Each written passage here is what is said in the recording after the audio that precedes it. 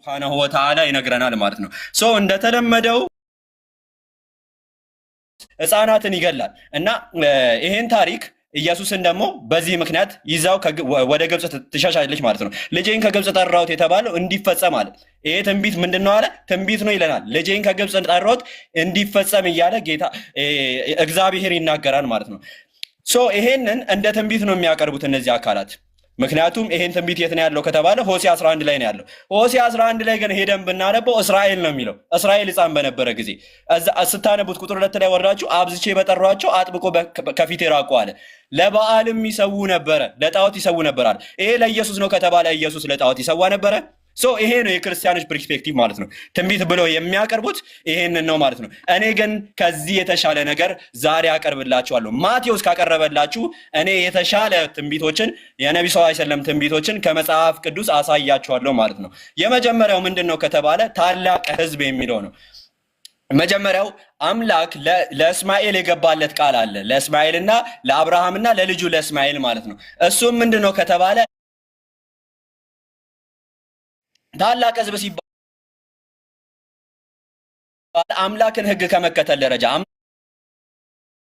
አምላክን ከማወቅ ደረጃ ከሆነ መቼ ነው አረቦች ማለትም የእስማኤል ዲሴንደንቶች ታላቅ ሕዝብ የሆኑት ከተባለ በመልእክተኛው ሙሐመድ ሰለላሁ ዐለይሂ ወሰለም ነው። ከዛ በፊት ጣዖት አምላኪያን ነበሩ። በነብዩ ሰለላሁ ዐለይሂ ወሰለም በኋላ ነው ወደ አንዱ አምላክ የመጡት ማለት ነው። ይሄንንም ጂውሽ ወይንም አይሁዳውያን እንኳን ጂውሽ ሊትሬቸሮችን ብንመለከት አይሁዳውያን እንኳን አድሚት ያደረጉት ነው። ጂውሽ ራባዮች አድሚት ያደረጉት ነገር ነው። ለምሳሌ ራቢ ኻናኔል ይሄንን በማን የተፈጸመው ይላል? በኢስላሚክ ሪሊጅን ነው በማለት እዚህ ጋራ ይናገራል ማለት ነው። ሶ አይሁዳውያን እንኳን አድሚት ያደረጉት ነገር ነው ማለት ነው። ሌላኛው ትንቢት ምንድነው? the famous one prophet like Moses ነው። እንደ ሙሴ ያለ ነብይ ማለት ነው። ሶ እዚህ ላይ መልስ እንጠብቃለን። አክቹአሊ መልስ ካለው ማለት ነው። prophet like Moses እንደ ሙሴ ያለ ነብይ ማን ነው? እግዚአብሔር ምን አለ? ከወንድሞቻችሁ መካከል እንዳንተ ያለ ነብይ አስነሳላችኋለሁ አለ። እንደማ ያለ ነብይ? እንደ ሙሴ ያለ ነብይ። የሆሬብ ክስተትን ይጠቅሳል። በሆሬብ ክስተት ደግሞ እግዚአብሔር ሕዝበ እስራኤልን አጠቃላይ ነው የተናገረው። ለዛም ነው an exposition of the Old Testament and the New Testament commentary ማቲው ሄንሪ ኮሜንተሪ ብንመለከት the congregation of Israel is here represented speaking as a single person አለ። ሶ እዚህ ጋር እስራኤል እየተወራች ያለችው እንደ አንድ ፐርሰን ነው። የእስራኤል ወንድም ከተባለ ደግሞ ጀነራል ይዋለን የተከፋፈለ መንግስት ዲቫይድድ ኪንግደም ይሆናል አለ። ዲቫይድድ ኪንግደም who is this kingdom? የትኛው ኪንግደም ነው ከተባለ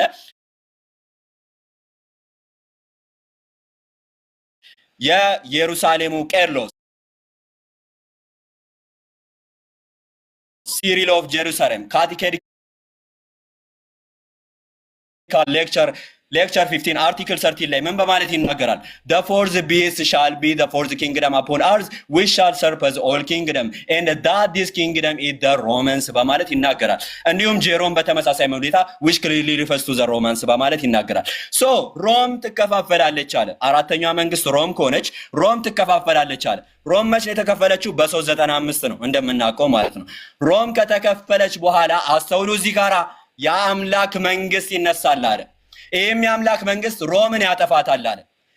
በታሪክ የተነሳ መንግስት ከሮም ዲቪዥን በኋላ ሮም ከተከፈለች በኋላ የተነሳ መንግስት ማን ነው?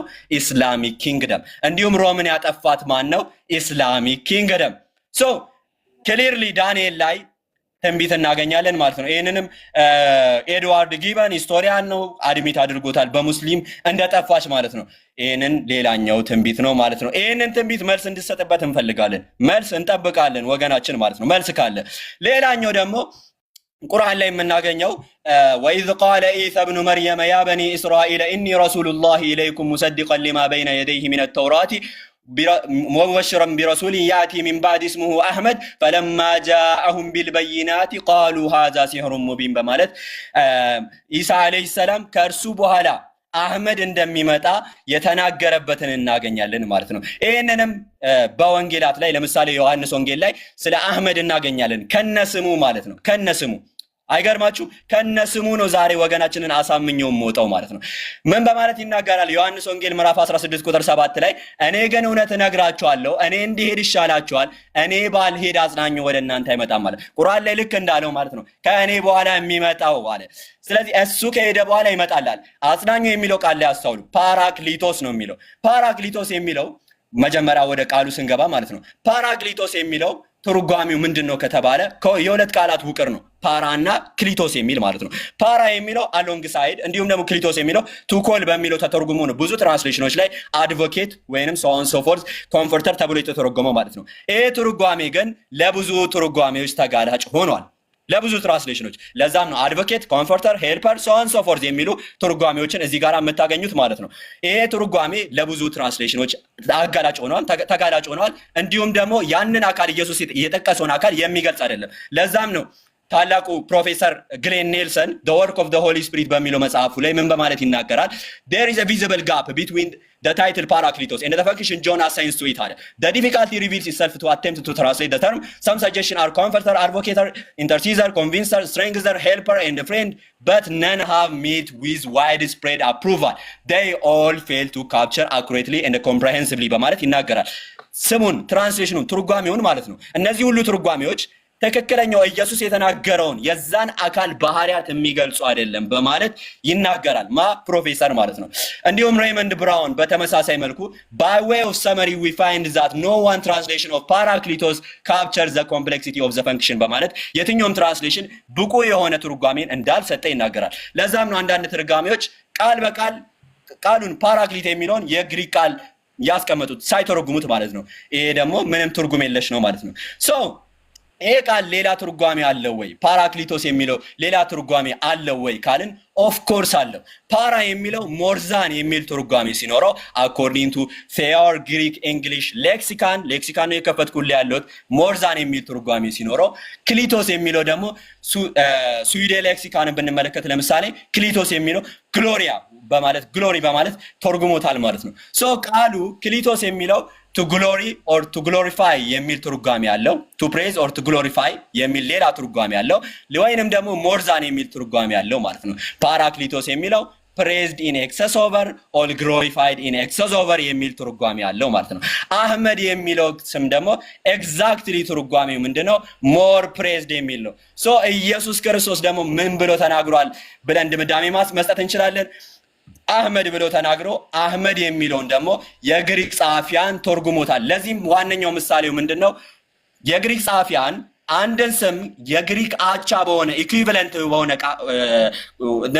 ቃል ይተረጉሙ ነበር። ለዛም ኬፋስ የሚለው የጴጥሮስ ስም ትልቁ ማሳያ ነው። ኬፋስ ብሎ ጴጥሮስ የሚለውን ግሪክ ወደ አቻ ወደሆነ ቃል ተርጉሞታል። ኢየሱስ ያለው ምንድነው? ኬፋስ ይለው አቻ ወደሆነ ቃል ተርጉሞታል። ኢየሱስ ደግሞ ጴጥሮስ ወደሚል አቻ ወደሆነ ቃል ተርጉሞታል። ኢየሱስ ምን ብሎ ተናግሮ ነበረ? ኦኬ ሰዓቴን መቀጠል ትችላለህ። ሰዓት ጨርሻለሁ። ኦኬ ሰዓትን ማያዝ ትችላለህ። እንግዲህ ሁላችሁም እንደሰማችሁት ነው። ዛሬ መሐመድን በመጽሐፍ ቅዱስ እንፈልጋለን። ግን አንድ ጊዜ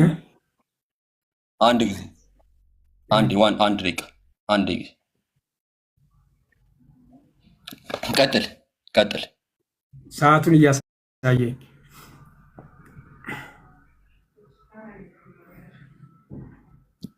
እሺ እንግዲህ ወንድማችን አንተ ሰዓት አልያዝክም? አልያዝኩም። እዚህ ከላይ ነው የሚይዘው። አንተም ያዝ ስለማውቀው ማለት ነው። እሺ ያዝ አንተ። አንተም ያዝ። ድምፅ ይሰማል። ችግር የለም። አስጀመርከው? ላስጀምሮ ነው። ቀጥል። 1 2 3። ኦኬ እንግዲህ እንደሰማችሁት ነው። ወንድማችን ጥያቄዎቹን ሲያቀርብልን ነበር። መሐመድ ነው ይሄኛው ከሚለው ሐሳብ ይልቅ ጥያቄዎች ላይ ነው ፎከስ የሚያደርገው። ግን በኋላ ላይ የምንመለስበት ይሆናል። እኛ የምንፈልገው መሐመድ የሚለውን በመረጃ እንድናገኝ ነው። እሺ እኔ እንግዲህ መሐመድን ከጠቀሰባቸው ጥቅሶች አንዱን ከሱ ጀምራለሁ። እርሱም ዘዳግም 18:18 ስለ መሐመድ ይናገራልን የሚለውን ሐሳብ ነው የምናነሳው። አምላክ እግዚአብሔር በኮሬብ ስብሰባ ተደርጎ በነበረ ቀን እንዳልሞት የአምላኬን የእግዚአብሔርን ድምፅ አልስማ፣ ይችን ታላቅ እሳት ደግሞ አልይ ብለህ እንደለመንክ ሁሉ አምላክ እግዚአብሔር ከአንተ መካከል ከወንድሞችህ እንደኔ ያለ ነቢይ ያስነሳልሃል፣ እርሱንም ታዳምጣለህ ይላል። ስለዚህ ከወንድሞችህ መካከል እንዳንተ ያለ ነቢይ ያስነሳለሁ፣ ቃሉን ባፉ አደርጋለሁ፣ ቃሌንም ባፉ አደርጋለሁ፣ ያዘዝሁትን ቃል ሁሉ ይፈጽማል ወይም ይነግራቸዋል ነው የሚለው። ስለዚህ ሙሐመድ ሙሴን ይመስላል ወይ? የሚሉ ሐሳቦችን እናነሳለን። ለምሳሌ ሙሐመድ ሙሴን ይመስላሉ። መቼም በሰውነቱ አይሆንም፣ በነብይነቱ ስለሆነ አምላክ ተገልጦለታል። እንዴት ተገለጠለት የሚሉ ሐሳቦችን እናነሳለን። ለምሳሌ እግዚአብሔር አምላክ የእግዚአብሔር መልአክ በእሳት ነበልባል መካከል ተመለከተ ይላል። እዚህ ክፍል ላይ እንደሚናገረው አምላክ የአምላክን መልአክ እንዳየ ሙሴ ይነግረናል። ከዛ እሳት ደግሞ ቁጥቋጦ ደግሞ እሳት ሲነድ ቁጥቋጦ ሳይቃጠል አየ ይላል። ስለዚህ እግዚአብሔርም እርሱ ይመለከት ዘንድ እንደመጣ ባየ ጊዜ እግዚአብሔር ከቁጥቋጦው እርሱን ጠርቶ ሙሴ ሙሴ ሆይ አለው። ምን ማለት ነው? በመልአክ እንትን አይቷል። ሙሴ ሲገለጥለት አምላኩ እግዚአብሔር ተናግሮታል። ደግሞም እኔ የአብርሃም አምላክ የአባቶች የአብርሃም የይስሐቅ የያዕቆብ አምላክ ነኝ ብሎ ማንነቱን ነግሮታል። እንቀጥል። ሙሴ ምን ማድረግ እንዳለበትና ለምን እግዚአብሔር እንደተናገረው እስራኤልን ከግብፅ አድኖ ወደ ከነዓን ወተትና ማር እንደምታፈሰው ሊወስድ እንደሆነ ሚሽኑን ነግሮታል። ቁጥር 13 ላይ ሙሴም እግዚአብሔርን አለ፣ ማን ነው ስምህ? ስምህን ቢጠይቁኝ ማን እላቸዋለሁ አለው። እግዚአብሔር ስሙን ነገረው። ያለና የሚኖር እኔ ነኝ ብሎ በግልጽ ቋንቋ በማያሻማ መልኩ አምላኩ ተናገረው። ምዕራፍ 4ን በሙሉ ማንበብ ትችላላችሁ። ምዕራፍ 4ን እንደዚህ ማንበብ ትችላላችሁ ሙሉውን። ሙሴ እንዴት ይሰሙኛል አልተገለጠልኝም ቢል ተአምራት ሰጠው፣ ብትር ሰጠው፣ እጁን ብብቱ ውስጥ አደረገ፣ እጁ ተቀየረች። እሱ እንኳ ኮልታፋ ነኝ መናገር አልችልም ቢል እንኳ ወንድሙን አንተም ትናገራለህ ቃፉን ባፉ ታደርጋለህ አለው። እኔ ካፋና ካፉ ጋር ሆናለሁ የምታደርጉትን አስተምራችኋለሁ ብሎ አብሮ ምስክር ሰጥቶ ከሙሴ ጋር ወንድሙን አሮንን እንደላከ እንመለከታለን። አንድ መልአክ አይቷል። ሁለተኛ አምላኩ ተናግሮታል፣ የሚያደርገውን ነግሮታል፣ ከዛ ስሙን ነግሮታል። ከዛ ሰዎቹ ጋር ሲሄድ ማድረግ ያለበትን ተአምራት እንደተገለጠለት ማሳያ ሰጥቶታል። ምስክር ከጎኑ አድርጓል። የሙሐመድስ መገለጡ እንዴት ነው? ከሙሴ ጋር ይመሳሰላሉ። በሂራ ዋሻ የሚያስፈራውና የሚያስደነግጠው አካል ተገለጠ ይላል። የተገለጠለት አካል በኃይል ያዘኝ ይላል። ከዛ ጨመቀኝ መተንፈስ እስከሚያ ማለት ሊሞት ትንሽ ሲቀረው ማለት ማንበብ ብሎ ማንበብ አላውቅም ሲለው እንኳን አይሰማው። እንግዲህ ከአምላክ ዘንድ የመጣ መልአክ ተመልከቱ። ከአምላክ ዘንድ የመጣ መልአክ አለማንበቡን እያወቀ አንብብ እያለ ደጋግሞ የጨመቀ መተንፈስ እስከሚያቀተው ድረስ ማለት ነው። ይሄ ሙሴ በዚህ መልኩ ተገልጦለታል። ይሄ የተገለጠለት አካል ራሱ ማን እንደሆነ አያውቅም። ሙሴ ያውቃሉ። ያው መልአክ እንደተገለጠለት ያውቃል። አምላኩ ስሙን እንደነገረው እናውቃለን። ለዚህ ጋር አላህ ተናግረዋል ወይ? አምላኩ ነግሮታል? አልነገረው። እስኪ አስቡት። ሊሞት ትንሽ እስከሚቀረው ድረስ ያውም 3 ጊዜ ማንበብ አላውቅም እያለው እንደዚህ ያለ መልአክ ነው ወይ ለሙሴ የተገለጠው? ይሄ እንዴት ብሎ ነው ከሙሴና መሐመድ የሚመሳሰሉት? መሐመድ ከመገለጡ በኋላ ራሱን ሊያጠፋ ወደ ተራራ እንደሄደ በተደጋጋሚ ይነግረናል። ሰሂህ አልቡኻሪ 6982 ላይ አለ። ነብይነቱን እንኳ የነገሩት ከድጃና ወረቃ የሚባሉ ሰዎች ናቸው። ከድጃ የምትባል ሴት በኋላ ላይ አነሰዋለሁ፣ በኋላ መጨረሻ ላይ አነሰዋለሁ። ከድጃ የምትባልና ወረቃ የሚባል ነገሩ ለህይወቴ ሰጋለሁ፣ ምን እንደደረሰብኝ አላውቅም እያለ ሲል ነው የምታዩት። የተገለጠለትን አካል አቅም በምን ሂሳብ ነው ሙሴና ሙሐመድ ሊመሳሰሉ የሚችሉት ነው? ይህን በኋላ መለስበታለሁ። እሺ ሙሐመድ መገለጥ የሚመጣልኝ ይላል። ተመልከቱ እንግዲህ መገለጥ የሚመጣልኝ the divine inspiration never come to me while I was under the blankets of any woman amongst you except her ከአይሻ በስተቀር የሁሰይ ቡኻሪ 3975 ላይ ነው ያለው። ከአይሻ ብርድ ልብስ ስር ካልሆነ በቀር በአንዳችሁም ቀሚስም የሚላለ ሌላ ቦታ ሳያለው መጋረ ይሄ ምንድነው ብርድ ልብስ ስር ካልሆነ መገለጥ አይመጣልኝ ማለት። ሙሴ የትኛው ላይ ነው? በሚስቱ ብርድ ልብስ ውስጥ ሲሆን መገለጥ የሚመጣለት ነው። ተመልከቱ እንዴት ብሎ ነው ሊመሳሰል የሚችለው? መሐመድ ይኸውላችሁ እንደ ግመል መገለጥ ሲመጣለት እንደ ግመል ያንኮራፋ ነበር ይላል። የቱ ጋ ነው ሙሴ መገለጥ ሲመጣለት እንደ ግመል ያንኮራፋው? እንግዲህ የግመልን ማንኮራፋት ላሰማችሁ አልችልም። አሁን እዚህ በትክክል መደረግ ማለት ውይይታችን ስሙዝ መሆን ስላለበት፣ እንደውም አይሻ ስትናገር ምን ይላል? በጣም ቀዝቃዛ በሆነ ጊዜ እንግዲህ ከጭንቀቱ የተነሳ ዲቫይን ኢንስፓሬሽን ሲመጣለት ይላል ያለበው ነበረ፣ ይንጠባጠብ ነበረ። የላብ ጠብታ አይደርስንም። እንዴት ብሎ ነው ሙሴ ጋር አንድ አይነት መገለጥ ሊኖራቸው የሚችለው? እሺ እንቀጥል። ሙሐመድ መገለጥ የሚመጣልኝ እንደ ደወል ድምፅ ነው ይላል። ላይክ ሪንጊንግ ቤልስ ላይክ ዘ ሪንጊንግ ኦፍ ኤ ቤል ይላል። መልሶ ራሱ ደግሞ ቤል ወይም ደወል ያለበት ቤት ደግሞ መላክ አይገባም ይላል። መላኩ እንደ ደወል ድምፅ አይነት ነው፣ አይነቱ እንደ ደወል ድምፅ አይነት ነው የሚመጣው። የደወል ድምፅ ደግሞ ያለበት ቦታ ወይም ደወል ያለበት ቦታ አይገባም። የደወል ድምፅ የሰይጣን የሙዚቃ መሳሪያ ነው ይላል። ተመልከቱ። የት ላይ ነው ሙሴ የእንደ ሙዚቃ መሳሪያ ይመጣል ማለት በደወል ድምፅ ይመጣል። የደወል ድምፅ ሲሆን በጣም ይከብዶ የነበረ ይላል መገለጡ። የት ላይ ነው ሙሴ መገለጥ ከብዶት መገለጡ ከብዶኛል ብሎ የሚለው? እንዴት ነው ሊመሳሰሉ የሚችሉት ነው? ኦኬ መሐመድ ተመልከቱ፣ ድግምት ተደርጎበት ከሚስቶቹ ጋር ወሲብ እያደረገ እየመሰለው የወሲብ እንቅስቃሴ ያደርጋል፣ ወይም ደግሞ ያደረገ እየመሰለው ግን አላደረገም ይላል። ይሄ ሙሴ የት ላይ ነው ድግምት ተደርጎብኝ እንደዚህ ያለ ነገር ደረሰብኝ ያለው? እንዴት ነው በነብይነት በመገለጥ ደረጃ አንድ አይነት ሊሆኑ የሚችሉት? መሐመድ አላህ አልተናገረውም። ክፍሉ ላይ መልአክ መሆኑን እንኳን አላወቀም። የሙሴን አይታችኋል። መልአክ መሆኑንም አውቀዋል። ገብቷችኋል? መልአክ መሆኑንም አውቀዋል። አምላክ ሲናገረው ስሙንም ነግሮታል። በደንብ ዲቴል ነው ያወራው። ታምራት ሰጥቶታል። አብሮት የሚሆን ሰው ሰጥቶታል። በደንብ ነው ያወራው። ሙሐመድ ግን ይህንን አያውቅም ነበር። ሌላው ደግሞ ሙሐመድ ይሄው ሱናና ናይ 3960 ላይ አይሻን አንቺ እንትን ፀጉሩን ስትዳብሰው ሸይጣን አለብሽ ወይም ደግሞ ሸይጣንሽ መጥቷል ሲላት አንተስ ሸይጣን አለብህ ወይ ወይም ደግሞ ሸይጣን ቁራኛ አለ ወይ ካንተ ጋር ስትለው ወይኔ ግን ሰልሟል ይላታል። እንዲሁም ደግሞ እዚህ ሰሂህ ሙስሊም 2814 ላይ ደግሞ ሸይጣን ለእያንዳንዱ ከጅኒ የሆነ ቁራኛ ሸይጣኑ ማለት ነው ያልሰለመው ቁራኛ ሆኗል፣ ለሁላችሁም ቁራኛ ተሰጥቷል። አንተ ሲሉት አሁንም ግን ወደ መልካም እንጂ ወደ ክፉ አያዘኝም፣ ስለዚህ ወደ መልካም እንደሚያዘው ይናገራል። ሸይጣን ማጥመሚያ ቃል ተልኮበታል ይላል። እንግዲህ ሙሐመድ ቁርአንን ሲቀራ አፉ ላይ ሸይጣን ካለ ያልሆነ ቃል አስቀምጦበት ተናግሯል። ማስረጃውን ይሄው ሱራ 22 ቁጥር 52 ላይ አለ። ስለዚህ ሙሐመድ ነቢያቶች ሁሉ ይሄን እንደደረሰባቸው ይናገራል። የት ላይ ነው ሰይጣን ሙሴ ማጥመሚያ ቃል አፌ ላይ ያስቀመጠ ከዛ በኋላ እግዚአብሔር አጠራልኝ ያለው የት ላይ ነው? ወንድማችን እንዲነግረን እንፈልጋለን። በዚህ ሁሉ አንዱም ነው የምላችሁ፣ አንዱም ሙሴና ሙሐመድ ሊመሳሰሉ አይችሉም። ሌላው ወደ መጀመሪያው ስመለስ ከወንድሞች መካከል ባይዘዌ ከወንድሞች መካከል የሚለው በምን ሂሳብ ነው አያታቸው ወንድም የነሱ ወንድም የሚሆን?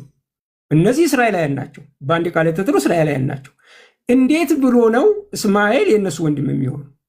ባይዘው ለምሳሌ የያዕቆብ ወንድም አጎታቸው ማለት ነው። የያዕቆብ ወንድም ኤሳው ነው፣ ኤዶማያን የሚባሉት ማለት ነው።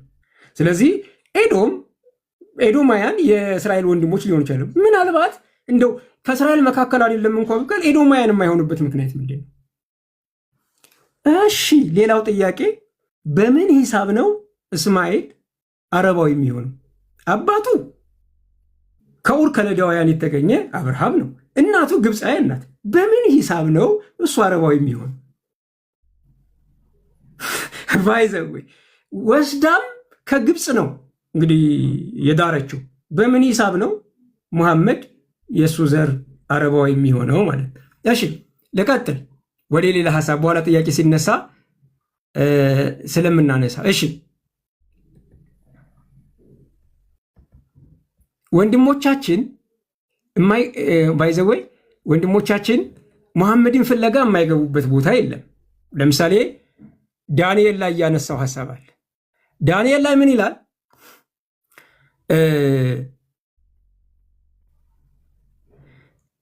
መንግስቱ ለዘላለም ነው የሚለው። ለምሳሌ ይቺ ዘላለም የምትለዋ ጋር ቻት አላም የምትለዋ ቃል ዘላለም ማለት ነው።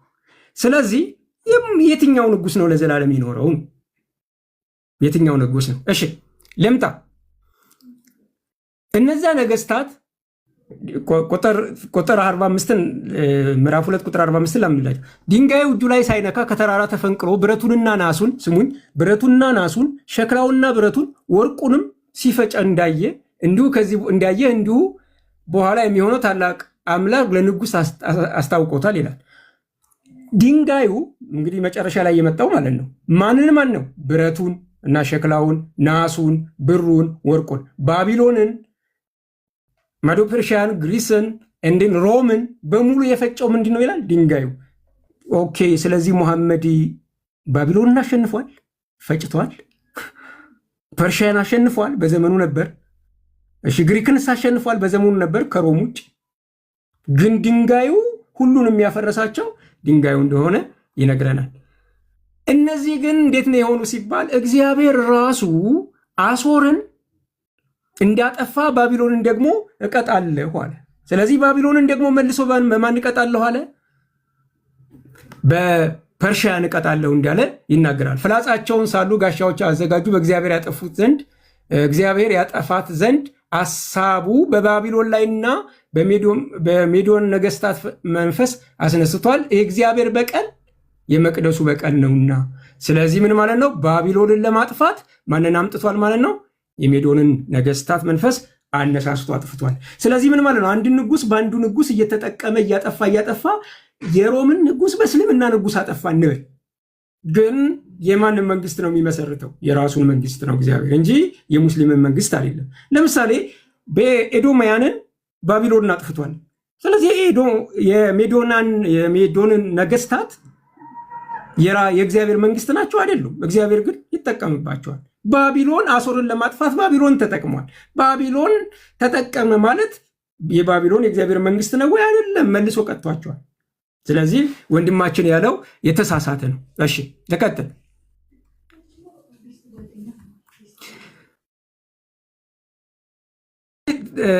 ሶሪ። እሺ ትንቢተ ዕንባቆም ላይ ያለውን ሀሳብ ከማውራቴ በፊት ዲትሮኔም ወይም ደግሞ ዘዳግም እንዲህም አለ፣ እግዚአብሔር ከሲና መጣ። በዘወይ ይመጣል አይደለም፣ መጣ ነው። አንድ ትርጉም ማምጣት ከቻለ ማለት ነው። ፓስቴንስ ነው ብሎ በሴሪም ተገለጠ። ኦልሬዲ ተገልጧል። ከፋራን ተራራማ በራላቸው፣ ከአላፋት ቅዱሳን መጣ፣ በስተቀኙም የእሳት ህግ ነበረባቸው ይላል። ባይዘወይ የእሳት ህግ የሚባለው ፍሌሚንግ ፋየር ነው። ወንድማችን ቁርአን ብሎ የተረጎመ ማለት ነው። አግጥም አንጥቶ ማለት ነው። ማን እንዳለው ማለት ማን እንደተረጎመለትም። እሺ ፈራን የሄደው ማን ነው? ለምሳሌ በፈራን ምድረ በዳ ተቀመጠ፣ እናቱም ከምድረ በዳ ግብፅ ሚስት ወሰደችለት ይላል። ይኸው ከግብፅ እንደተወሰደችለት ቅድም እንደተናገርኩት ማለት ነው። ኦኬ እንዲህ ይላል። ሳሙኤልም ሞተ፣ እስራኤልም ሁሉ ተሰብስበው አለቀሱለት፣ በአርማቴም በቤቱ ተቀበሩት። ዳዊትም ተነስቶ ወደ ፋራን ምድረ በዳ ወረደ ይላል። ስለዚህ ፋራን ምድረ በዳ የወረደ ሁሉ ትንቢት ከሆነ ዳዊትስ ቢሆን ሙሐመድ ነው ማን ያለው? ሁለተኛ አንድ ሀዲስ ጠቅሷል። የሀዲሱ ምን ይላል? ከመዲና ወደ መካ 10,000 ሰራዊቶችን ይዟል። በነገራችን ላይ አላስተዋልከውም እንጂ ከፋራን ተራራ እንጂ የሚለው ከመዲና አይደለም። ባይዘወይ መዲና ውስጥ ብትኖር እንኳ ከተራራውና ከምድረ በዳው ሁለቱ ይለያያል። እሱን እንዲታቀው ነው። ክፍሉ ግን ምንድን ነው የሚለው? ከፋራን ተራራ በራላቸው።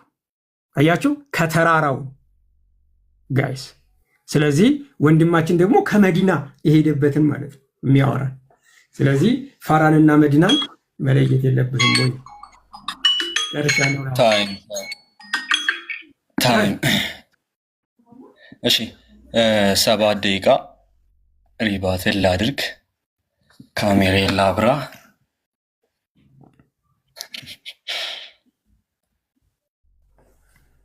እሺ ጀምር። ቢስሚላህ ጋይዝ። ኦኬ ሌትስ ዱ ኢት። ያነሳቸውን አንዳንድ ነጥቦች መልስ እንሰጥበታለን ማለት ነው። የመጀመሪያው ሳታኒክ ሬቨሌሽን አንስቷል። ደህና ነጥብ አላነሳም ባይዜ ማለት ነው። አንድ ደህና ነጥብ ባይዜ ያ ዲቤት አድርጌ የነበረ ከዚህ በፊት። ከዛ አንድ ነገር አልጨመርኩም፣ ፓራክሊቶስን የጨመርኩበት እሱን አልመለስክም። አክቹዋሊ እንዴት አንድ ነገር አትመልስም? ዲቤቱን እንኳን አይተህ አትዘጋጁም? ይሄም ጋይዝ ተገንዘቡ፣ መልስ እንደሌላቸው ነው የምትገነዘቡት ማለት ነው። ኦኬ ያነሳቸውን ሀዲሶችን መልስ ማለት ነው። የመጀመሪያው ሳታኒክ ሬቨሌሽን ነው። ሳታኒክ ሬቨሌሽን ላይ አልሐዲሱ አልመርዊየቱ ፊ ኑዙሊ ሃዚሂ አልአያ ወለይሰ ሚንሁ ሸይኡን የሲ አለ ጃሚ አልአህካም አልቁርአን ላይ ኢማም አልቁርጡቢ ምን በማለት ይናገራል? ይሄ ስለ ሳታኒክ ሬቨሌሽን የሚያወራው ሁሉም ዘገቦች ደኢፍ ነው። ስለዚህ የጀመረው ወገናችን ከምንድን ነው? ከደኢፍ ዘገባ ነው ማለት ነው። ሶ ደኢፍ ዘገባ አትጥቀስልኝ እባክህ፣ ደኢፍ ዘገቦችን ይዛ አትምጣ ማለት ነው። እኔ ጋራ እንደለመዳችሁት ማለት ነው። እኔ ጋራ ግን እንደዚህ አይሰራም። ሁለተኛው ደግሞ ጋብርኤል እንደተገለጠላቸው አያውቁም ነበረ የሚል ሀሳብ አንስቷል። ጅብሪል እንደተገለጠላቸው የተገለጠላቸውን አካል አያውቁም ነበረ የሚል ሀሳብ አንስቷል። ታሪክ አጠበሪ ላይ ኢማም አጠበሪ ኮት ያደርጓል ማለት ነው። ሀታ ኢዛ ካነት ፊ ወሰጥ ሚን ጀበል ሰሚቱ ሰውተን ሚነ ሰማይ የቁሉ ያ ሙሐመድ አንተ ረሱለላህ ወአና ጅብሪል አለ። ጅብሪል ራሱ አንተ የአላህ መልእክተኛ ነህ፣ እኔ ደግሞ ጅብሪል ነኝ ሲል ትመለከታለህ ማለት ነው። ስለዚህ አሁንም በድጋሚ ዋሽተሃል ማለት ነው። ሌላኛው ደግሞ ራሳቸውን ለማጥፋት ሞክረዋል አለ። ሙርሰል ዘገባ ነው። ሙርሰል ዘገባ ደግሞ እኔ ጋራ ይዘህ እንዳትመጣ ማለት ነው። ሙርሰል ዘገባ በእስልምና እንደ ማስረጃ አይቀርብም። ይታያል። አስተምሬ ልካለሁ። ዩ ሹድ ቢ ማይ ፋዘር አባቴ ትሆናለህ፣ ግን እኔ አስተምሬ ነው የምልክህ ዛሬ ማለት ነው። አስተምሬ መጽሐፍን አስተምሬ ልካለሁ ማለት ነው። ሌላኛው ደግሞ ያነሳው ነጥብ ምንድነው? እንትን ብሎ አንስቷል። ሸይጣን ነበረባቸው መልእክተኛው ሰለላሁ ዐለይሂ ወሰለም ሸይጣን ነበረባቸው ብሎ አንስቷል ማለት ነው። ስለ ያልተረዳው ነገር ግን ምንድነው ከተባለ ስለ ቀሪን አልተረዳም ማለት ማሚንኩም ማለት ሚን አሐድን ኢላ ወቀድ ወኪለ ቢሂ ቀሪኑሁ ሚን መላኢከቲ ወቀሪኑሁ ሚነል ጂን ሰው ሁሉም ሰው አለ መልእክተኛው ሰለላሁ ዐለይሂ ወሰለም ሲናገሩ ከመላኢካም እንዲሁም ደግሞ ከጂን የሆነ ቀሪን ይኖረዋል። ቃለ ወኢያከ ያ ረሱላህ አንተ ሲባሉ ወኢያየ ኢላ አነላህ አዕናኒ ዐለይሂ ፈአስለም ነገር ግን ሰልሟል እኔ ጋር። ስለዚህ ወደ መልካም ነገር እንጂ አያዛቸውም ነበረ። ልክ ግን አንተን አምላክ ነው ሴጣን ተራራ ለተራራ ጠልፎ ሲያንከራትቶ የነበረው ማለት ነው። ጠልፎ ተራራ በተራራ ሲያንከራትቶ ነበረ። ማቴዎስ ወንጌል ምዕራፍ 4 ላይ ኢየሱስ ከዲያብሎስ ይፈተን ዘንድ ጠልፎት ማለት ነው። ተራራ ለተራራ ሲያንቀሳቅሰው የነበረው ያንተን አምላክ ነው ወገናችን ማለት ነው። እንዲሁም ደግሞ ያንቀሳቅሰው ነበረ እግዚአብሔርን ያዟል። ምን ላይ ኢዮብ ምዕራፍ 2 ቁጥር 3 ላይ ብትመለከቱት እግዚአብሔር ሴጣን አለ ምንም ብታንቀሳቀሰኝም ይታያል ያንተን አምላክ ነው የሚያዘው ማለት ነው። አንተ ነብዩ ሰለላሁ ዐለይሂ ወሰለም እንዲህ ናቸው ስትል እኔ በነገራችን ላይ ማረግልህ ማለት ነው። ተረጋጋ አይ ኖ ጣልቃ መግባት ጀመረ። ታይሜን አቁሜዋለሁ። ጣልቃ መግባት ጀመረ። አስለቅሳለሁ ሚውት አድርግ በተራታ እኔ ጋር የመጣኸው አነስጋን የመጣኸው በደንብ ቀጥቅጬ ነው። አይ ኖ ዩ አር ፓኒክ ሆናል። ገና ከመጀመሪያ ወጣ ጋይዝ፣ ገና ከመጀመሪያ ወጣ። አላሁ አክበር። ገና ከመጀመሪያ ወጣ። ገና ከመጀመሪያ ያሳዝናል፣ ወላሂ ያሳዝናል። ገና ከመጀመሪያ ወጣ። ሲያወራ አላቋረጥኩትም። ገና ከመጀመሪያ ግን ወጣ።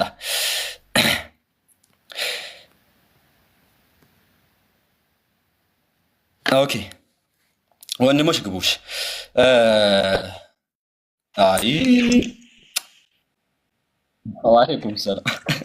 ምን ጉድ ነው? አላህ ባይዘው ገና ከመጀመሪያ ይወጣል። አነስ ምንም ያደረገው ነገር የለም። ያጀማ ሪባትል ነው እያደረገ ያለው። ባነሳቸው እያንዳንዱ ፖይንቶች ላይ ነው ምላሽ እየሰጠ የነበረው። አይታችሁ ከሆነ ምንም ያለው ነገር የለም። እያንዳንዱ ያነሳቸው ነብዩ መሐመድ ሰለላሁ ዐለይሂ ወሰለም ላይ ከሙሴ ጋር ለመመሳሰሉ ያመጣቸው መረጃዎች ነው መልስ እየሰጠ ያለው። በተመሳሳይ መልኩ ደግሞ ያንኑ መስፈርት ባይብል ላይ ያላሉ ነቢያቶች ይሰራል ወይስ አይሰራም የሚለውን ነገር ሲያሳይ ነው እንግዲህ ተርበትብቶ የወጣውና ወቁል ጃአል ሐቅ ወዘሐቀል ባጢል ኢነል ባጢለ ካነ ዘሁቃ ማለት ወላሂ ይሄኔ ነው በቃ አሳይተናል። በቂ ነው። አላሁ አክበር።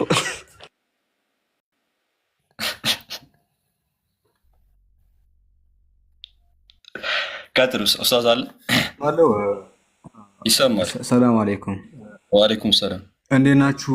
በድጋሚ ምንድን ነው ያየነው?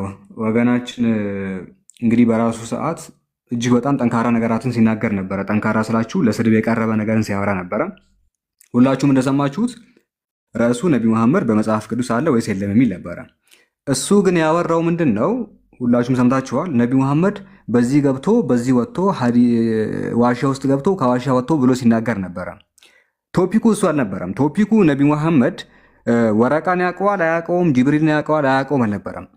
ሲሳደብ 15 ደቂቃውን አነስ ያነሳው ነገር አንዱን እንኳን ሳይመልስ በጣም ሲሳደብ ነበር። ሁላችሁም እንደሰማችሁት ኦኬ፣ በጣም ሲሳደብ ነበረ። ኤግዛክት እሱ የተናገረው ነገር እንደውም ይሄ ሳይናገር አነስ ጠንከር ሲልበት ናውጣ፣ ምክንያቱም ሊቋቋም አይችልም። ኦኬ፣ አይደለም ይሄ ዝም ብሎ ተራ ፓስተር ዋናቸው የሚባለው ይሄ ምድረው የመጽሐፍ ቅዱስ የግሪክ ቋንቋ መምህር የቴዎሎጂ አስተማሪ ምናምን ተብሎ አንድ ወገናችን ነበረ። ስሙ መጥራት አልፈለኩም። አሳይተናል፣ ዛሬ ወላሂ አሳይተናል። አነስ እያንዳንዱ ጥያቄ እየመለሰለት ነበረ። እሱ ግን የአምላኩን ባህሪ ገና መስማት ሲጀምር ኢየሱስ እንዲህ ያለበት ብሎ ገና መስማት ሲጀምር ሸመቀቀው፣ አሸማቀቀው፣ አሳፈረው። አይችልም እንደዚህ አይነት ነገር መስማት። እሱ በቃ ሽምቅቅ ነው ያለው በቃ በአምላኩ ባህሪ። እኛ ግን ያ ነገር ውሸት መሆኑን ስለማቅ የነብዩ መሐመድ ሰለላሁ ዐለይሂ ወሰለም ባህሪ እኛን ስለሚያኮራን እሱ ቢጠቅሰው ጠቃላ ነገር ውሸት መሆኑን ስለምናቅ ዲስፕሩቭ እናደርገዋለን። እኛ ውድ ነብይ ሰበናቸው እንኳን እናንተ እንደምትሉት ቀርቶ መጽሐፍ ቅዱስ ላይ የመሰከራችሁ ናቸው መሆናቸው እያሳየን ያለን ፕሩቭ ያደርግላችሁ። እናንተ ግን ገና አምላኩ ጋይዝ ወረባስቱ እሱ ነብይ መሐመድ እንደገመል እንትን ያሉ ነበር። ነብይ መሐመድ ስፐርም እንዲያርጉ ነበር ይሳደበ እንደዛ የሌለው ነገር እየቀባጠረ ነብይ መሐመድ ሰይጣን ይጫወትባቸው ነበር እየዋሸ እንኳን እኛ ያን ነገር ታግሰን ዝም ብለን ዲስፕሩቭ አድርገናል። ውሸታም ቀጣፊ መዋስ አይተናል። ለምን የኛ ውድ ነብይ ስለማንሸመቅባቸው ስለማናፍርባቸው እንደውም ስለምንኮራባቸው ማለት። እሱ ግን እግዚአብሔር እንዲህ ነው ሲባል ሪያሊቲው ሲነገረው አፈረ፣ በቃ ሸመቀቀው። በአምላኩ ባህሪ አፈረ። በሰው ፊት እንደው በአምላኩ ባህሪ ተሸማቀቀና የሆነ በነብይ መሐመድ ባህሪ አትበሉ። ፓስተራችሁ ነው በአምላኩ ባህሪ ተሸማቀቀው። ፓስተራችሁ ነው የፍቅር አምላክ በሚለው አምላክ ያፈረው። ኦኬ ፎር ዩ ኢንፎርሜሽን ለመረጃ ይሆናችሁ። የኛ ውድ ነብይ መሐመድ ሰለላሁ ዐለይሂ ወሰለም በጣም የሚያኮራ ሰብና መሆናቸውን ዛሬ አይተናል። ከዛም አልፎ በመጽሐፍ ቅዱስ ራሱ የኩሩ ነብይ የኛ ወላሂ ነው ላችሁ ጋይስ። አጀማመሩ ራሱ አነስ 20 ጥቅስ ይጠቀሰለት ሰውየው ግን አንድ ጥቅስ እሱን አልመለሰለትም። አንዱ ጥቅስ ራሱ ይዛገም ያለው ማለት የሆነ ነገር አወራ በቃ ተውቶ ሲደርሱ ራሱ እስቲ ለምሳሌ አክላውን አነስ ያነሳቸው ለምሳሌ the great nation መልሶለታል። ይሄን አልመለሰለትም። great nation የሚለው ማን እንደሆነ አንዳቸውንም አልመለሰለትም። ለምን ጃሂል ነው አክቹሊ ማንንም ያውቃል ጃሂል መሆኑን። ፈርቶ ምን አደረገ? በመሃል ላይ ፈርቶ ወጣ። ቢቆይ ዲቤቱ ቢቀጥል ምን እንደሚደረግ ያውቃል። ገና ከጅምሩ አይተታላ። ዲቤቱ ቢቆይ ወላሂ ልጁ በቃ ዳሜጅ ነው የሚለው ሙሉ ዲስትሮይ ነው የሚለው። ይሄን ስላወቀ አንስ የሚያወራበትን ቋንቋ ያውቀውን ጀለስ አዲስ ነው የሆነው ለቋንቋው ፋሚሊየር ነው ዋጅዌ። እንደው እኔ ምንድነው ዲቤቱን ብትሉኝ አንስ እያስተማረው ነበር ነው የምላችሁ። ጺሙን ያሻሸ ይማራል ቁጭ ብሎ በቃ ቁጭ ጉቡ በስተማሪ እጁን አጣጥፎ ማለት ቁጭ ብሎ ጺሙን ያሻሸ ይማራል ካነስ ማለት አንስ ያወራን አያውቅም። ከውስጥ ይልኩልታል ትርጉም ምናምን እሱ ራሱ አላቁለትም ደንግጦ ነበር። አይነት የሚያወራው አንድ አይቅም ወላሂ አንድ አይቅም። ያ ሰው ይታዘባል ከፊቱና እንደው ለክርስቲያኖች ደግሞ እዛ በነብይ መሐመድ የሚያሸማቅቅ ባህሪ የምትሉትን በከካይ ወደዛ በእናንተ ያሱ የታወቀ ነው ገግራችሁና ፓስተራችሁ ግን ዛሬ ታይቷል። በቃ ምን ያክል በአምላኩ ባህሪ እንደሚሸማቀቅ በኢየሱስ ባህሪ እንዴት እንደሚሸማቀቅ ዛሬ አይተናል ፓስተሩ እና እናዝናለን። ኦኬ በአምላካችሁ ባህሪ ተሸማቀቃላችሁ በኋላ እንደዚህ አይነት ናችሁ እናንተ ማለት እዛ ሶሳር በጣም ነው ምናዝነው። አሁንም ሪል ቅድም እንደነገራችሁ አነስ በዚህ ርዕስ ላይ ከአነስ ጋር ዲቤት የሚገባ ከዚህ ቀደም አይተናል። ባይዘው ቴዎሎጂ ከዚህ በላይ የሆነ አስተማሪ ኦኬ ስነ መለኮት ላይ ሊቅ የሚባልን ሰው አነስ እንዴት እንዳደረገው አይተናል። ባለፈ ቁጭ አድርጎ ነው ያስተማረው። እስቲ ድጋሚ መጣ አንድ ፓስተር ይምጣ። ማንም የለም አክቹሊ እስቲ የሚመጣ ካለ ከኦርቶዶክስ የሚም ከመናምን ነብይ መሐመድ መጽሐፍ ቅዱስ አልተጠቀሰው የሚል ካለ አነስ ፊት መጥቶ ይቆም። አትመጡም ሙስሊሞች በፊትም ድፍረት የላቸው ይሄ ድፍረት ነው። እንደዚህ አይነት ደግሞ አይናሎጂ ልጅ ሲጀምር የመጣበት አላማው ምንድነው? የሆነ ነብይ መሐመድን ተሳድቦ ለመውጣት ነበር። አልተሳካለትም። ተዋርዶ ነው የወጣው። የአምላኩ ባህሪ ላይ አፍሮ ተሸማቆ ነው የወጣው። አልሐምዱሊላህ እንደፈለገ ከ10 ደቂቃ በኋላም ከ20 ደቂቃ በኋላም ቢወጣም ግን እኛ የኛ ነብይ መሐመድ ሰለላሁ ዐለይሂ ወሰለም መጽሐፍ ቅዱስ መጠቀሳቸው ሳይተናል። እሱ ደግሞ ምንም ሪስፖንስ አላመሰጡን ከቁም ነገር አልሷን ከተው እውቀት ስለሌለው ማለት ጃሂል ስለሆነ አሁን ይሄን ነው እንግዲህ አሁን በየፖድካስቱ እየወሰዱ ኢንተርቪው የሚያደርጉት በአላህ ስታዘቡልኝ ምን አይነት ህዝብ ላይ እንደምንኖር ሰው ጋር እንደምንኖር አሁን ይሄን ጠርተው ፖድካስት ላይ አስቀምጠው ኢንተርቪው ያደርጉታል። ኦኬ እስቲ መሐመድ ምን ትላለህ ነብይ መሐመድ ላይ ምናምን አሁን ይሄን ጃሂል ነው እንግዲህ ፖድካስት ላይ አረ ቢስሚላ ኤኒዌይስ እንዲህ አይነት ዘመን ላይ ነው ያለነው ምናምን ብዙ አዋቂዎች ተቀምጠው ሳለ እንደዚህ አይነት ጃሂሎች ግን በየዩቲዩብ እየተሽከረከሩ ያወራሉ። እንግዲህና አላኩል ያህል ቀጥሉ ወንድሞች ሐሳብ ካላችሁ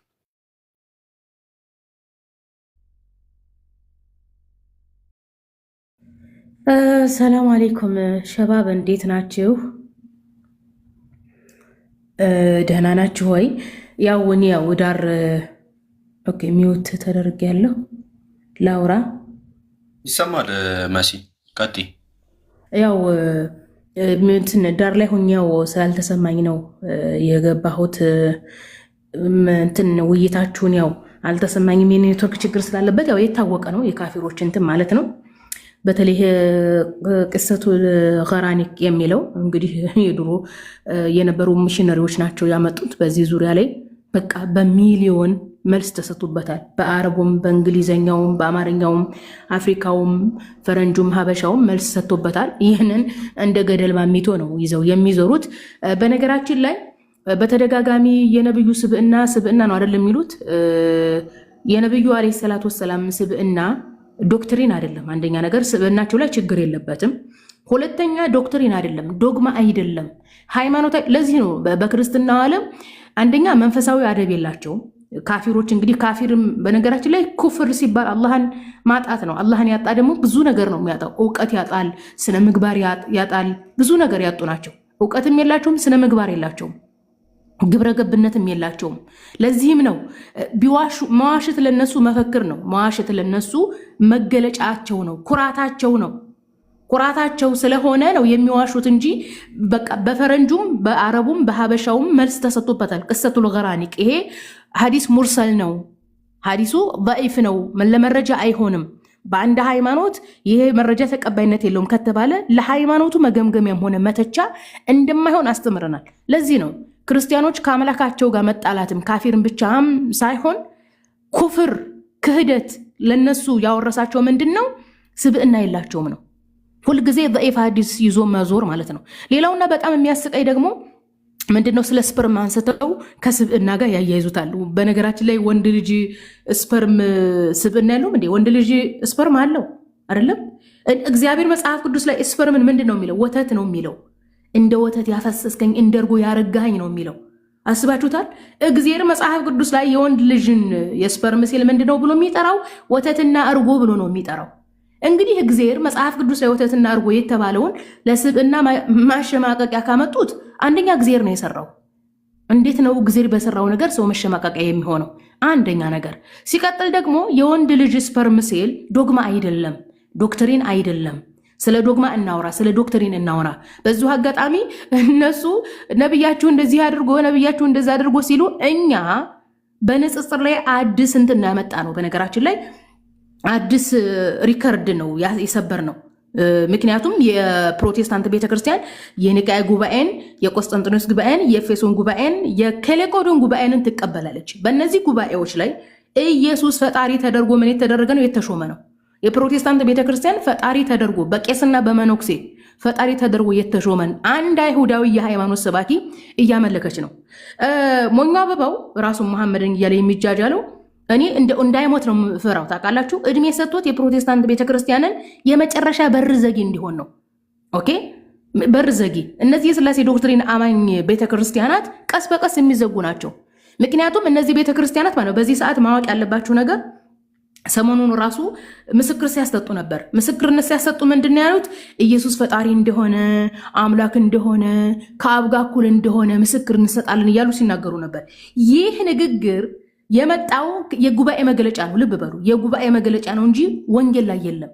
ኢየሱስ ፈጣሪ እንደሆነ አምላክ እንደሆነ ከአብ ጋር እኩል እንደሆነ የሚል የወንጌል አስተምሮ የለም። ይህ አባባል ምንድን ነው? ከጉባኤው የመጣው መግለጫ ነው። ልብ በሉ፣ መግለጫ፣ ልክ መንግስት መግለጫ እንደሚያወጣው ማለት ነው። መግለጫ ነው የሚያሸመድዷቸው። ስለዚህ በዚህ ሰዓት የፕሮቴስታንት ቤተክርስቲያን ስብሰባ ጠርታ አይ ኢየሱስ ፈጣሪ ሆኖ በስህተት ነው ብላ መሻር አትችልም። ምክንያቱም ፕሮቴስታንት ቤተክርስቲያን ሎካል ቸርች ሆናለች።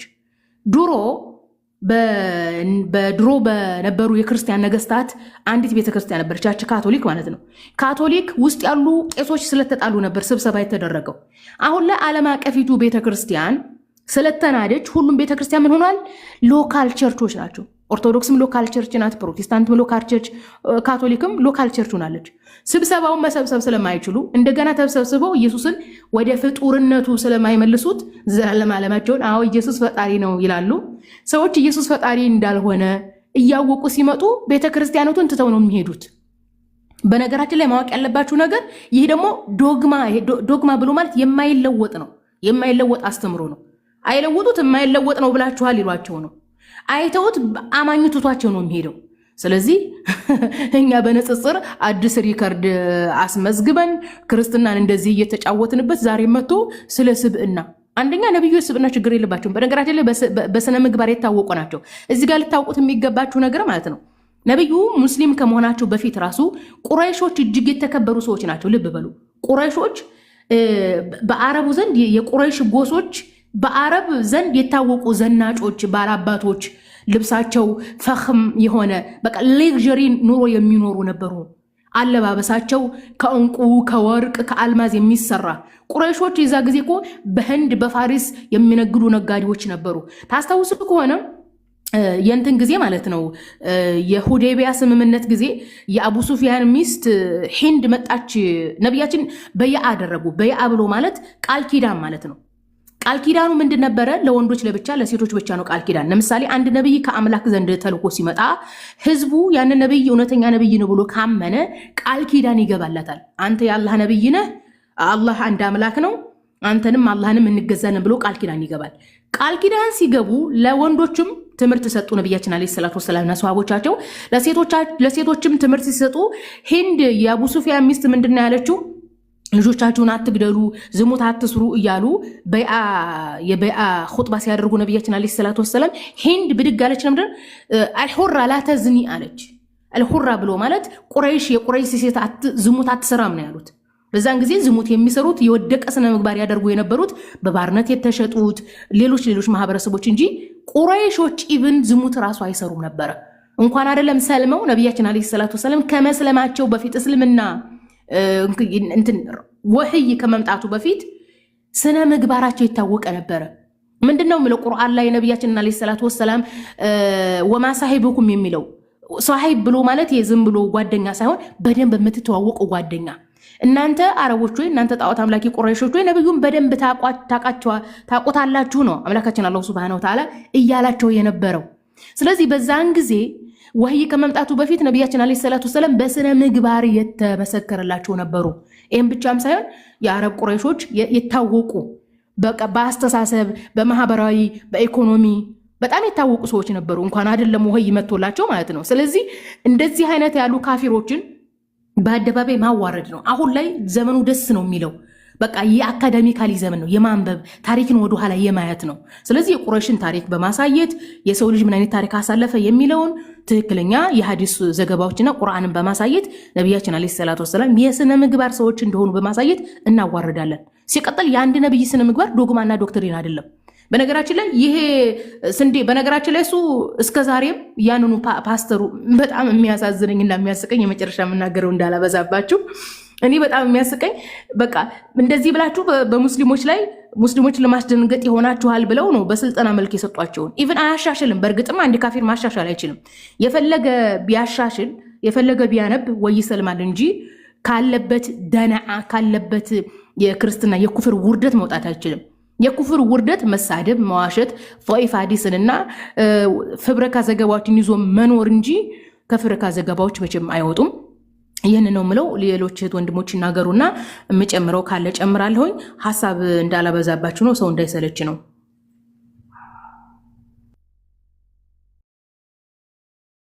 ሌሎቻችሁ ሀሳብ ካላችሁ መቀጠል ትችላላችሁ። እነመወዳ ሀሳብ ካለሽ ቀጥይ።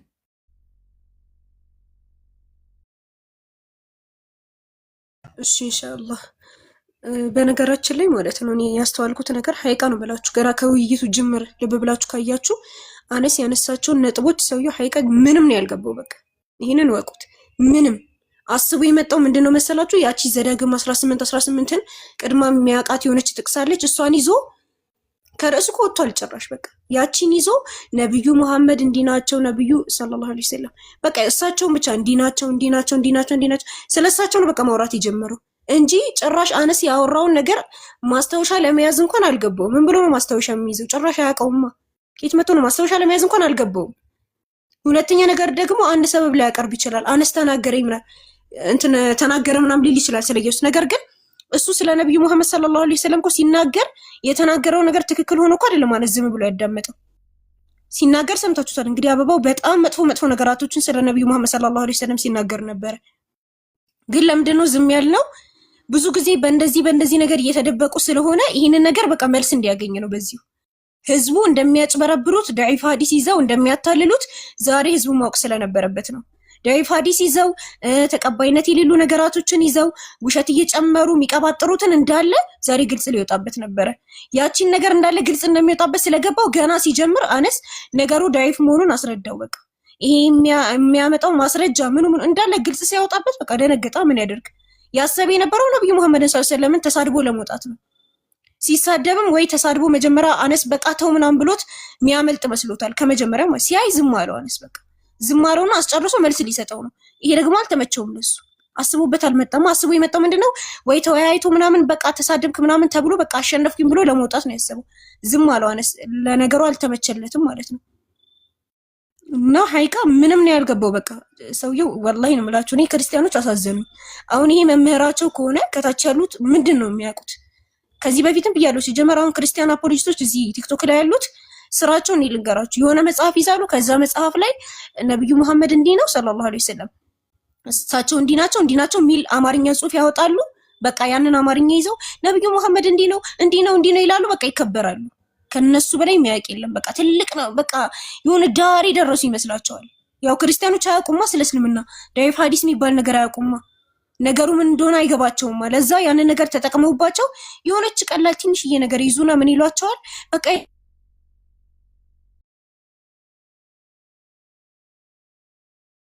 ኔትወርክ ይሆናል። ኦኬ አይ ቲንክ ከኔ መስሎኝ ነበረ ከእሷ ነው። እሺ አንድ ሀሳብ ለመጨመር ያህል ነው መወዳ እስክትመጣ ድረስ እና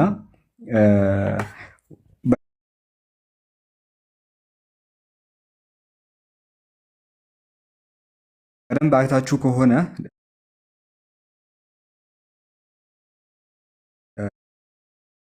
ነበር ያነሳው። ከዛ በፊት ግን እኔ አንድ ይሄ ሙዘምዘም ነው የሚባለው ፓስተር ሙዘምዘም ያደረገው ነገር አንድ ትልቅ ነገር አለ። ትልቅ ብዬ የማስበው እሱ ያደረገው ነገር ምንድን ነው? ዲቤቱን አቋርጦ መውጣቱ ነው ትልቁ ነገር። የዛሬ ውይይት ላይ ጥሩ ያደረገው ነገር ቢኖር አቋርጦ መውጣቱ ነው። አቋርጦ ባይወጣ ኖሮ የሚደርስበት ትልቅ ቀውስ ነበረ። በተለይ ጥያቄና መልስ ላይ እኔ የተወሰነ ነገር እንትን ስል ነበረ ወንድማችን አናስ ሲዘጋጅና ሳያቸው ነበር ጥያቄዎቹን። አይደለም ይሄ እዚህ ጋር ያለው ወገናችን አይደለም እሱ ተሰብስቦ ቢመጡ አጠቃላይ ክርስቲያን የተባለ ሁሉ በአንድ ቦታ ቢመጣ በፍጹም የማይመልሳቸው ጥያቄዎች ናቸው።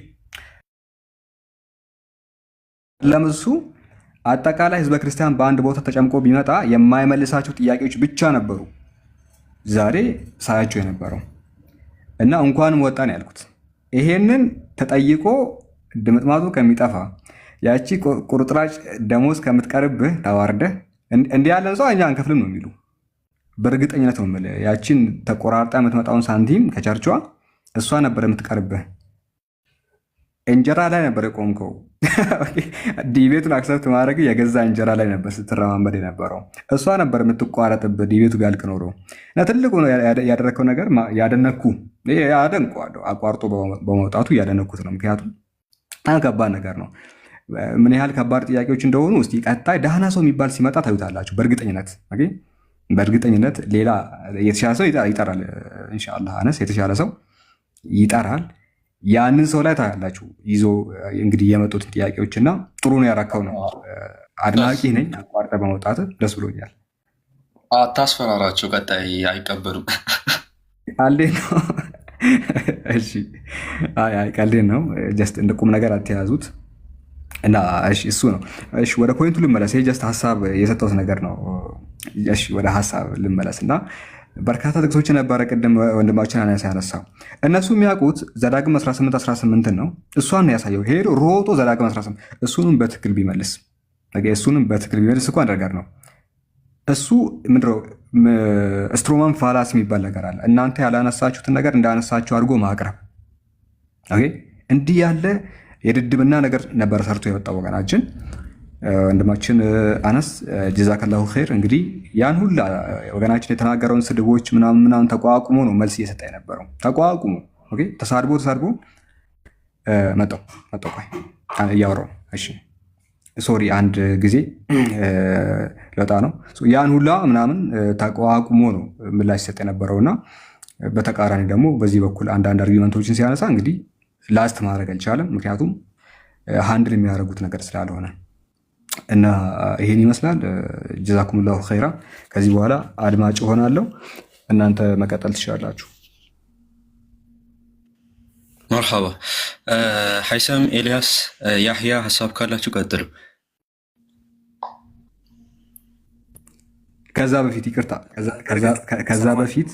ከዛ በፊት አንድ የገረመኝ ነገር ነበርና ይሄ ፓስተሩ ቅድም እያየው ነበር። ወደ መጨረሻዎቹ አካባቢ ምን አድርጎ ነበር ያወጣው? ናውጣ ብሎት ነበር ያወጣው አይደል? እንደውም ናውጣ ምናምን ብሎ ከገስ ላይ ዲስኮኔክት አድርገው። ከዛ በኋላ በአንድ ስልክ ዝም ብዬ እያየኋቸው ነበረ። ምን እንዴት ለማስተካከል እየሞከረ ነበረ። አረ እኔ አስወጥቼው ሳይሆን ኔትወርክ ነው ያስወጣኝ። ምክንያቱም እንደዛ እንዲል ያደረጉት ከኋላ ያሉ ሰዎች ናቸው።